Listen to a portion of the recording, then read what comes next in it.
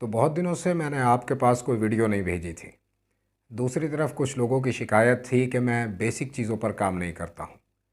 तो मैंने सोचा कि चलिए एक दो वीडियो या दो तीन वीडियोस कुछ बेसिक एक्सप्रेशंस पर भी हो जाएं, ताकि वो लोग जो बिल्कुल इंग्लिश नहीं बोल पाते हैं इन एक्सप्रेशंस को याद करके अपनी हिंदी को इंग्लिश मिक्स्ड बना सकते हैं। देखते हैं आज की वीडियो कितनी कामयाब होती है। वैसे आई होप कि ये वीडियो ज़्यादा कामयाब होनी चाहिए और आपके लिए ज़्यादा फ़ायदेमंद होनी चाहिए। जैसे हमारा पहला एक्सप्रेशन है आई होप। इसका मतलब होता है मुझे उम्मीद है। जब आपको पॉजिटिवली किसी चीज़ की उम्मीद होती है तब आप कहते हैं आई होप, मुझे उम्मीद है। जैसे अब सर्दियों के दिन चल रहे हैं, पूरा पूरा दिन कोहरा रहता है। शाम में बैठकर दो दोस्त डिस्कस करते हैं कि यार क्या कल सूरज निकलेगा। तब दूसरा दोस्त कहता है कि मुझे उम्मीद है कल सूरज निकलेगा। आई होप कल सूरज निकलेगा। आई होप तुम कल ज़रूर आओगे।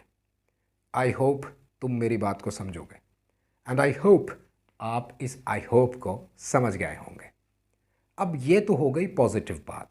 अगर आपको उम्मीद है, अगर आपको यकीन है लेकिन किसी नेगेटिव चीज़ का यकीन है, तब आप ये नहीं कहेंगे कि आई होप ये बुरा हो जाएगा। तब आपको कहना होता है आई एम एफ्रेड, कुछ बुरा हो जाएगा। आई एम एफ्रेड मैं सीख नहीं पाऊंगा। आई एम एफ्रेड मेरा राज खुल जाएगा। आई एम एफ्रेड अब ये जानवर नहीं बचेगा। आई एम एफ्रेड तुम शायद मुझे ना समझ सको। तो आई एम एफ्रेड का मतलब होता है मुझे उम्मीद है लेकिन किसी नेगेटिव चीज़ की, जबकि आई होप का भी मतलब यही होता है और पॉजिटिव सेंस में यूज़ होता है। हालांकि आई एम एफ्रेड का लिटरल मीनिंग होता है मुझे डर है। तो आई एम एफ्रेड आप नहीं समझोगे एंड आई होप आप समझ जाओगे। तो अपनी हिंदी कॉन्वर्सेशन में इन दोनों को शामिल कर लीजिए, और इन दोनों को नहीं, अभी और भी बहुत सारे बताने हैं। एक तीसरा हमारा एक्सप्रेशन है मुझे गलत मत समझिएगा।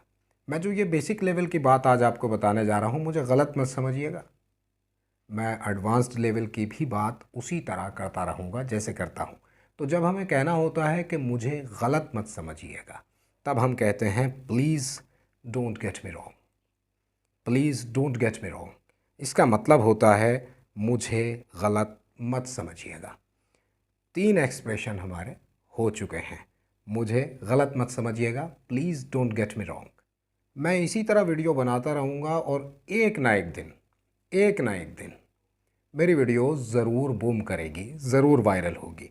जब हमें कहना होता है एक ना एक दिन, तब हम इंग्लिश में कहते हैं सूनर और लेटर, देर से या सवेर से। सूनर और लेटर, एक ना एक दिन ऐसा ज़रूर होगा। सूनर और लेटर तुम्हें एहसास होगा। सूनर और लेटर तुम्हें पता चलेगा मैं गलत नहीं था। सूनर और लेटर मैं कामयाब हो जाऊंगा। सूनर और लेटर अच्छे दिन ज़रूर आएंगे। तो सूनर और लेटर को अपनी वोकेबुलरी में शामिल कर लीजिए। हमें किसी से अपना कोई काम कराना होता है, तब हम उससे कहते हैं मेरा एक काम करेंगे प्लीज़। उसे इंग्लिश में आप कह सकते हैं do me A favour please. Do me a favour please. Do me a favour please it means that please मेरा एक काम कर दीजिएगा। आपको एक छोटी सी राय दूँ, अगर आप बुरा ना माने तो। A slight suggestion if you don't mind. A slight suggestion if you don't mind. जब आपको किसी को कोई राय देनी होती है, तब आप उसे ये कहकर भी राय दे सकते हो अ स्लाइट सजेशन, अगर आप बुरा ना माने तो, if you don't mind. A slight suggestion if you don't mind. अगला एक्सप्रेशन है वो है व्हाट डू यू से। इसका लिटरल ट्रांसलेशन करेंगे तो मतलब होगा तुम क्या कहते हो, लेकिन ये यहाँ पर इस्तेमाल नहीं किया जाता है कि तुम क्या कहते हो। मैं आपसे एक मशवरा लेता हूँ, मैं आपसे एक राय लेता हूँ कि मैं एक होटल शुरू करने जा रहा हूँ। तब मैं इतना कहने के बाद कि मैं एक होटल शुरू करने जा रहा हूँ, आपसे कहता हूँ आपकी क्या राय है। तब मुझे इंग्लिश में कहना होता है व्हाट डू यू से। व्हाट डू यू से, आप क्या कहते हैं। व्हाट डू यू से। तो राय लेने के लिए आप कह सकते हैं व्हाट डू यू से। तुम्हारा क्या कहना है, तुम्हारी क्या राय है, तुम्हारा क्या ख्याल है। व्हाट डू यू से। मैं एक नया बिजनेस शुरू करने जा रहा हूँ। व्हाट डू यू से? जवाब में आप कह सकते हैं साउंड्स ग्रेट। अच्छा लग रहा है सुनने में।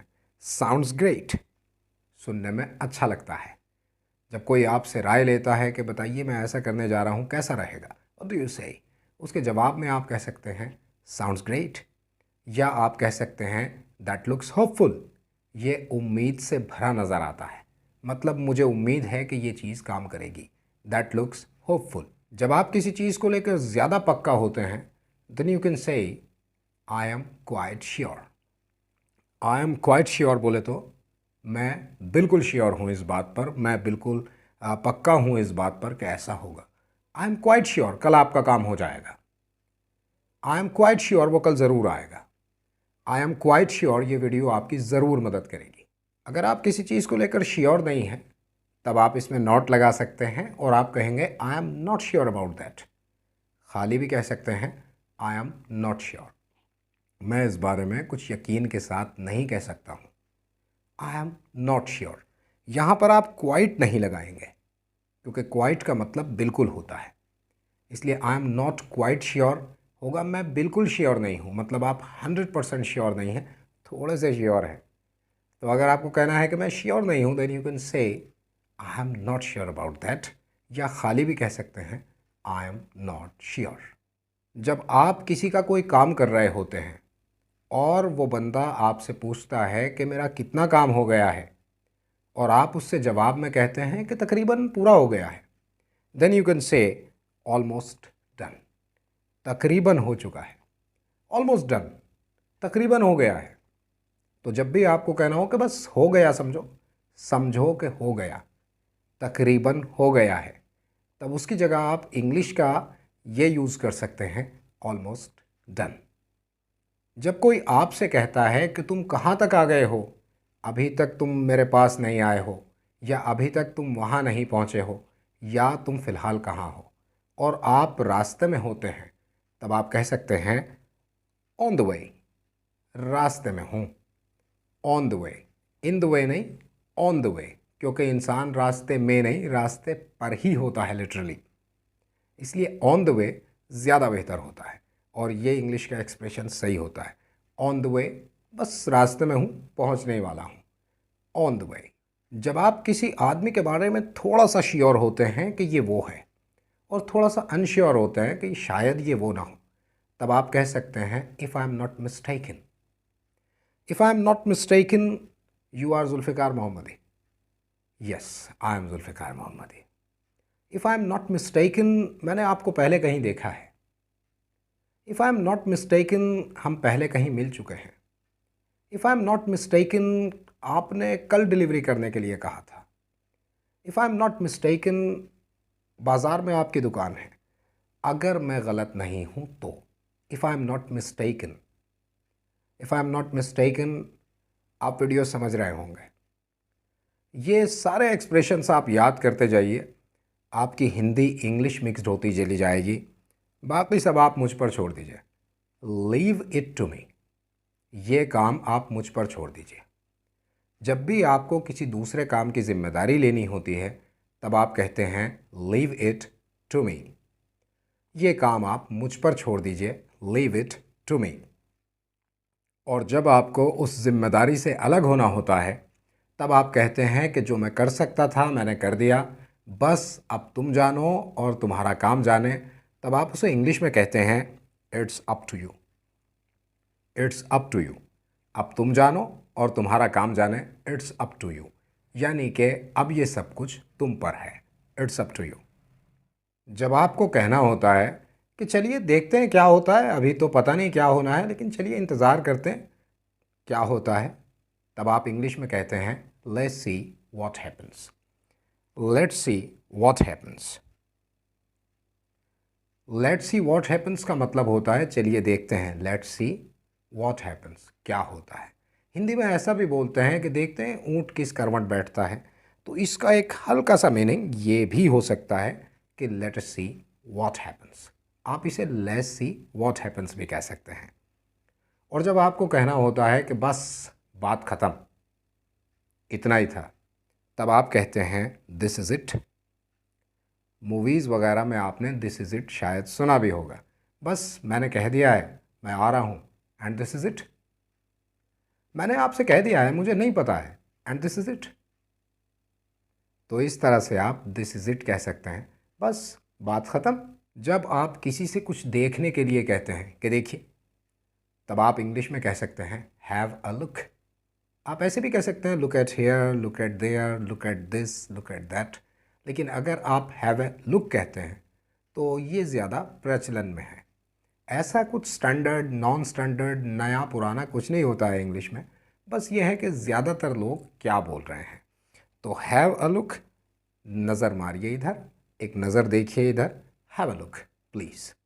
और जब आपको कहना होता है कि मेरी कुछ समझ में नहीं आ रहा है, क्या बोलूँ क्या करूँ, मेरा दिमाग खाली हो गया है, then you can say I am totally blank. I am totally blank, मैं पूरी तरह से खाली हूँ। I am totally blank. ये पैसे से खाली होने के लिए ब्लैंक इस्तेमाल नहीं किया जाता है। ब्लैंक इस्तेमाल किया जाता है व्यूज़ से खाली होने की वजह से, आइडियाज़ से खाली होने पर। जब आप आइडियाज़ से व्यूज़ से खाली होते हैं तब आपको कहना होता है आई am totally blank. I can not reply at this time, I am totally blank. अब आप मुझे कमेंट में बताइएगा कि ये वीडियो आपको यूज़फुल रही या नहीं रही। इस तरह की और वीडियोस मुझे करनी चाहिए या नहीं। मैं पहली बार एलईडी के साथ इस तरह से वीडियोस बना रहा था तो थोड़ा कॉन्फिडेंस भी मेरा एनिहिलेट हो गया था। I am sorry about that. थोड़ा लाइटिंग का भी अभी प्रॉब्लम है, लेकिन धीरे धीरे मैं सब सीख जाऊँगा। दुआओं में याद रखिए। खुदा हाफिज़।